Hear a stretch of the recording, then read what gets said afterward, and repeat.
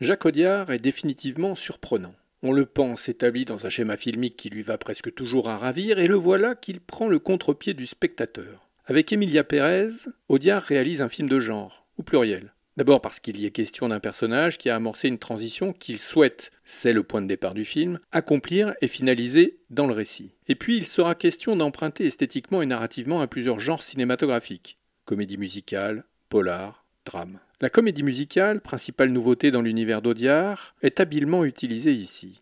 Audiard respecte les effets et le but habituel des parties chantées. Elles agissent comme une extériorisation des tourments de l'âme par les intonations de voix ou par le contenu chanté.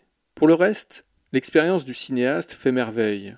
Nul doute que dans l'inscription de l'humain dans un paysage aux connotations variées, essentiellement des intérieurs et quelques extérieurs proches d'une vision crépusculaire de l'Ouest américain, Audiard s'est servi de ce qu'il a pu expérimenter précédemment, univers claustrophobique, zone périphérique, etc.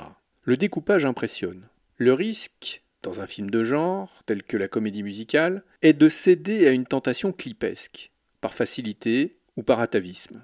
Mais pas ici. Audiard a su extraire d'une écriture de type clip vidéo une substance adaptable à son propos.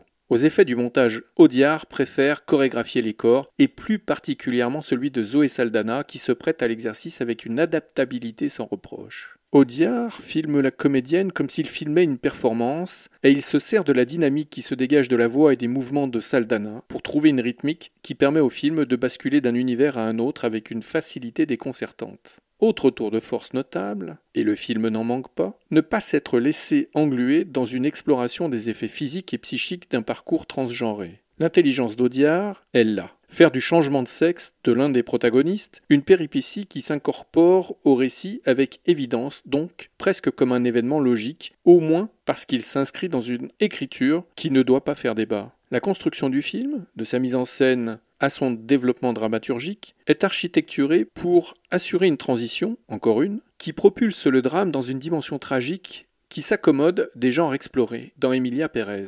Et tout ceci avec un brio confondant. Rien que ça, et vous aurez compris que Emilia Pérez était un très grand film.